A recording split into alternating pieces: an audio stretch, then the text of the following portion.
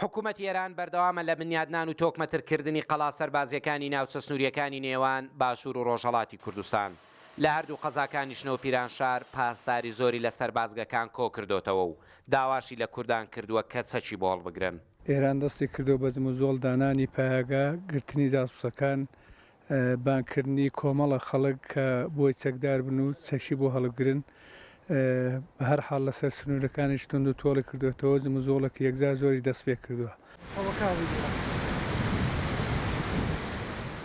جوڵەی هێزەکانی ئێران لە کاتێکدایە کە ساڵێک بەسەر گەڕانەوەی پێشمەرگەکانی دێموکرات بۆ شاخ تێپەڕی بەپێی قسەی فەرماندەکانی دێموکرات جێگیر بوونەوەیان لە شاخ و نزیک کەوتنەوەیان لە ڕۆژهەڵاتی کوردستان گەرم و گوڕی خستۆتە نێو خەڵک و پێشمەرگە.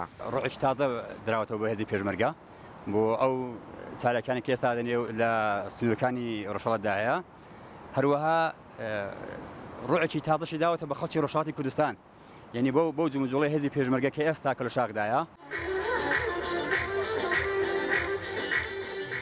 لە ماوەی ساڵێکی گەڕانەوەیان دوولایانی دێموکرات چەندین ڕێوڕەسمیان لە شاخ و سنوورەکانی ڕۆژهەڵات بەڕێوە بردووە بە تایبەت هەڵکردنی ئاگری نەورۆز لە ژێر ناونیشانی ڕابوون و بڵاوکردنەوەی پەیامی گەڕانەوەیان بۆ نێو ڕۆژهەڵاتی کوردستان.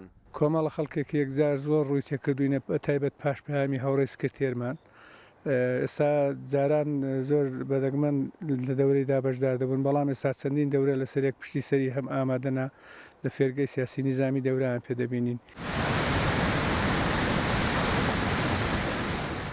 بە درێژایی ئەو 6 کیلۆمەترەی کە ئێستا لولەی تفەنگەکانی دێموکرات کەمتر لە 3 کیلۆمەتر لە قەڵا سەربازیەکانی ئێران دوورن.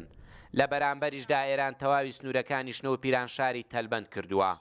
بەر لە گەڕانەوەی دێموکرات تەنها 5 قەڵای سەربازی لەو ڕووبەرە هەبوو. ئێستا 9 قەڵای دیکەشی لێ دروست کراوە. 100 ساڵ لەمەوبەر ڕێکەوتنامەی سایکس بیکۆ کوردستانی بەسەر 4 وڵاتدا دابەش کرد. ئێستا کوردان لە هەر 4 بەشەکەی کوردستان سەرقاڵی کاڵکردنەوەی ئەو هێڵن کە لێکی ترازاندون. بەختیار قادر ڕوودا و ناوچە سنووریەکانی ڕۆژهەڵاتی کوردستان.